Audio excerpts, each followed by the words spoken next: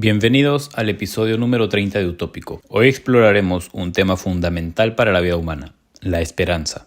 En tiempos difíciles, la esperanza es lo que nos permite resistir, avanzar y construir un futuro mejor. Pero, ¿qué es realmente la esperanza? ¿Es solo un deseo ingenuo de que las cosas mejoren o es una fuerza que nos impulsa a actuar y a transformar la realidad? El filósofo Gabriel Marcel decía que la esperanza es el acto de estar convencidos de que el futuro nos reserva algo bueno, aunque no podamos demostrarlo racionalmente. No es una ilusión, sino una elección activa de creer en la posibilidad de cambio. La esperanza es el combustible que nos permite persistir incluso cuando las circunstancias parecen adversas. Hoy veremos cómo la esperanza no es solo un sentimiento pasajero, sino un principio de acción, un estilo de vida y una herramienta para afrontar el dolor y la incertidumbre. Exploraremos su relación con el optimismo, con la resiliencia y con la capacidad humana de darle sentido a la existencia, incluso en los momentos más oscuros. Es común confundir la esperanza con el optimismo, pero no son exactamente lo mismo. Mientras que el optimismo es una actitud mental que nos lleva a ver el lado positivo de las cosas, la esperanza es más profunda. La esperanza no niega la realidad. Es más bien la capacidad de sostenernos en pie incluso cuando todo parece indicar que no hay razones para hacerlo. El optimismo puede verse como una predisposición natural, pero la esperanza se cultiva, se trabaja y se elige cada día. Viktor Frankl, en El hombre en busca del sentido, demostró que en los campos de concentración nazi, aquellos que encontraban una razón para seguir adelante, una esperanza, tenían más posibilidades de sobrevivir. No era solo una cuestión de fortaleza física, sino de fortaleza interior. Y la esperanza como motor de acción, la esperanza verdadera, no es pasiva. No se trata solo de esperar que las cosas cambien por sí solas. En realidad es un principio de acción. La historia está llena de ejemplos de personas que, en los momentos más difíciles, encontraron en la esperanza fuerza para actuar. Por ejemplo, Nelson Mandela, quien pasó 27 años en prisión sin perder la fe en que Sudáfrica podía alcanzar la reconciliación, para él la esperanza no era un simple deseo, sino un compromiso con el cambio. También está Martin Luther King Jr., quien a pesar de la violencia y el racismo que enfrentó, nunca dejó de creer en su sueño de igualdad. Su famosa frase "tengo un sueño" no era una expresión de ingenuidad, sino un llamado a la acción. Y también podemos destacar a Malala Yousafzai, quien tras ser atacada por defender la educación de las niñas en Pakistán, siguió luchando con más determinación. En todos estos casos, la esperanza no fue solo una idea, sino el motor que impulsó grandes transformaciones. El concepto de esperanza ha sido explorado por muchos filósofos y escritores a lo largo de la historia. Gabriel Marcel consideraba que la esperanza es un acto de fe en la vida. No depende de resultados concretos, sino de una confianza profunda en que la existencia tiene sentido. Friedrich Nietzsche, en cambio, veía la esperanza como una ilusión que el ser humano crea para soportar el sufrimiento. Sin embargo, también decía que quien tiene un porqué para vivir puede soportar casi cualquier cómo, lo que nos recuerda que la esperanza está ligada a nuestra capacidad de encontrar significado en la adversidad. Y en la literatura, Albert Camus, en el mito de Sísifo, nos muestra la imagen del hombre condenado a empujar una piedra por la eternidad. A pesar de lo absurdo de su destino, Sísifo sigue adelante. ¿No es eso la esperanza en su forma más pura? Y recordemos que no es necesario ser un líder mundial o un héroe histórico para vivir con esperanza.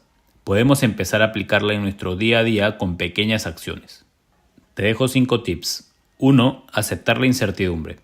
La vida está llena de imprevistos, pero la esperanza nos ayuda a afrontarlo sin caer en la desesperación. 2. Rodearnos de personas que nos inspiren. La esperanza es contagiosa. Buscar comunidades y amistades que nos fortalezcan es clave. 3. Mantener una mentalidad de crecimiento. Ver los fracasos como oportunidades de aprendizaje. 4. Actuar con propósito. Tener metas y proyectos que nos den una razón para levantarnos cada mañana. Y 5. Cuidar nuestro bienestar físico y emocional. La salud mental y la esperanza están profundamente conectados. Y así como la esperanza nos impulsa a actuar, la desesperanza nos paraliza. Cuando perdemos la fe en que las cosas pueden mejorar, caemos en la apatía y el conformismo. Hoy en día vivimos en una sociedad donde el cinismo y el pesimismo parecen estar de moda.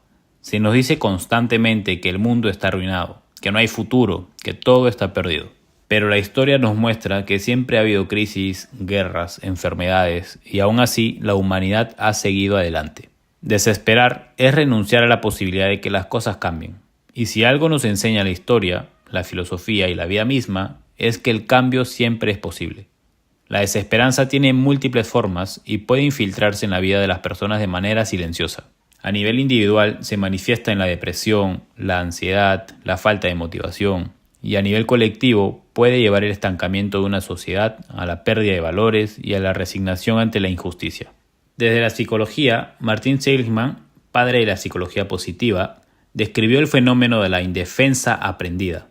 Se trata de un estado en el que las personas, después de experimentar repetidos fracasos o situaciones difíciles, dejan de intentar cambiar su realidad, creyendo que no tienen control sobre ella. Esto lleva a un círculo vicioso donde la falta de acción refuerza la sensación de impotencia.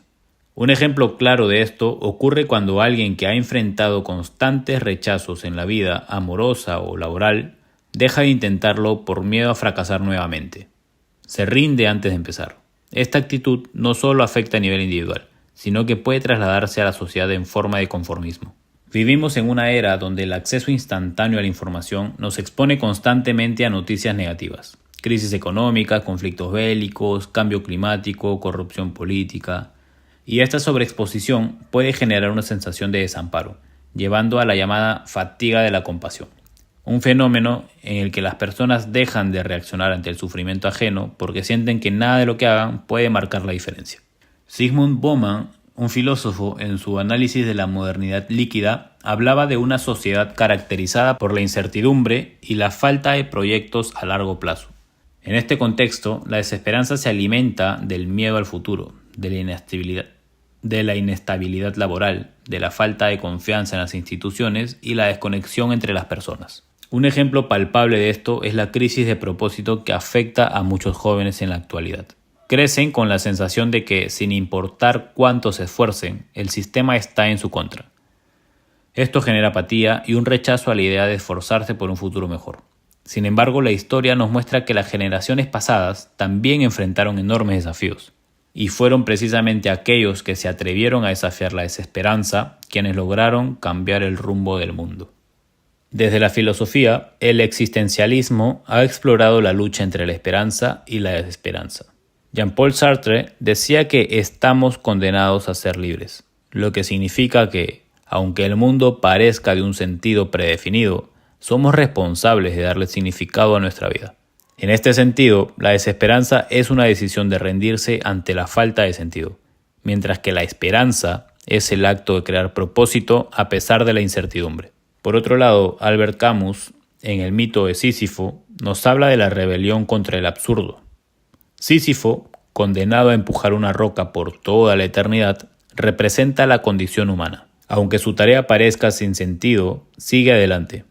Y Camus nos invita a imaginarlo feliz, porque su resistencia al absurdo es, en sí misma, una forma de esperanza. Y ya llegando a este punto nos preguntamos, ¿cómo combatir la desesperanza entonces? Para contrarrestar la desesperanza, es fundamental recuperar la sensación de control sobre nuestra vida y nuestras acciones. Algunas estrategias incluyen, por ejemplo, acción por pequeña que sea. Cuando sentimos que no podemos cambiar el mundo, podemos comenzar por cambiar nuestro entorno inmediato. Un solo acto de bondad o de esfuerzo puede generar un efecto dominó. Podríamos también evitar el fatalismo mediático. Ser conscientes de que el bombardeo de noticias negativas no siempre refleja la realidad total.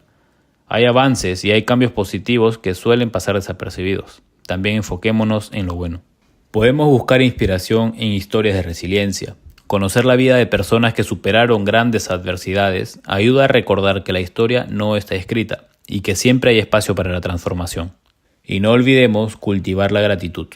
Practicar el agradecimiento diario ayuda a cambiar la perspectiva y a centrarnos en lo que sí tenemos y podemos hacer. Ya cerrando el episodio, quedémonos con la idea de que vivir con esperanza no significa negar la realidad ni ignorar los problemas. Significa enfrentarlos con la convicción de que el cambio es posible. Significa no ceder al cinismo ni a la apatía, sino construir, actuar y creer en la posibilidad de un futuro mejor.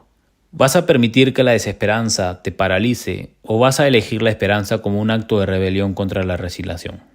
La decisión está en tus manos, porque mientras haya esperanza, hay un futuro. Nos vemos en el próximo episodio utópico. Espero que haya sido de ayuda para ti.